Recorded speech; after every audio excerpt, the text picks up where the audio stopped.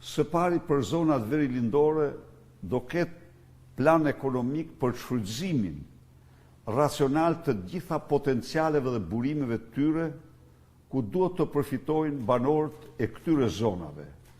Së dyti, do bëjmë gjithçka që me qeverinë e Kosovës të krijojmë zona të lira ndërkufitare.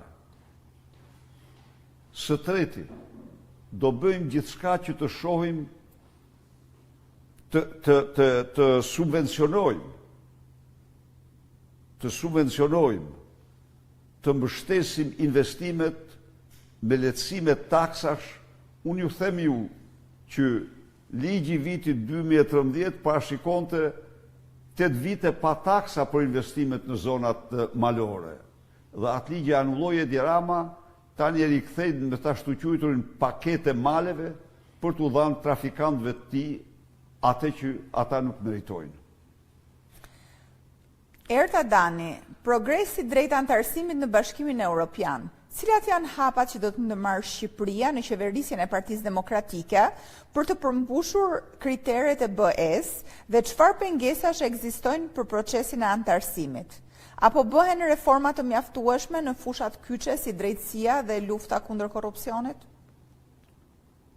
Zonja apo zonjusha Dani, ju garantoj se për Partinë Demokratike interesi më madhor kombëtar është integrimi i Shqipërisë në Bashkimin Evropian.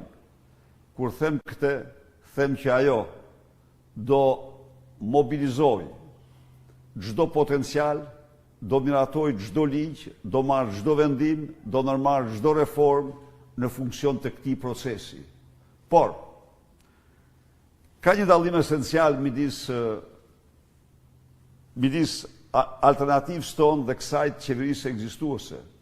Ne këtë proces e pranojmë si një proces të bazuar në meritën e funksionimit të shtetit ligjor dhe ekonomisë tregut.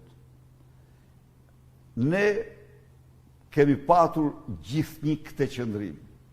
Kur erdhëm pushtet në 2005 në zonja Dani, ne shpallëm antarësimin në NATO dhe fillimisht njerëzit përqeshnin me zotimin tonë.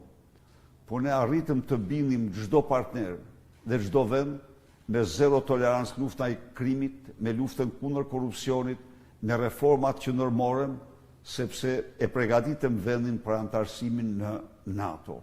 Po kështu, me reforma, funksionimin e ekonomisë tregut dhe shtetit ligjor, absolutisht vetëm mbi bazën e reformave, ne arritëm të firmosim marrëveshje stabilizim asociimit, të liberalizojmë viza. Më kujtohet si sot, se si kishte për fat të keq dhe faktor ndërkombëtar dhe jo vetëm ndërkombëtar, po edhe Edi Rama me suitën e tij, që çonte emailën në Bruksel se po hoqët vizat, prisni 800.000 shqiptar. Pra, ne gjithçka bëm të bazuar në merit. Arritëm të marrim në status të kandidatit, rekomandimin e status kandidat nga Komisioni Evropian, që e bllokoi Edi Rama me 3 ligje në parlament. Pra, praktika jonë ka funksionuar.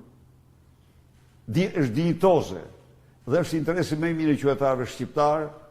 Kjo praktikë bazohet në përmbushjen e kërkesave, kritereve, standardeve të Bashkimit Evropian, që është dhe interesi më i mirë i qytetarëve shqiptar.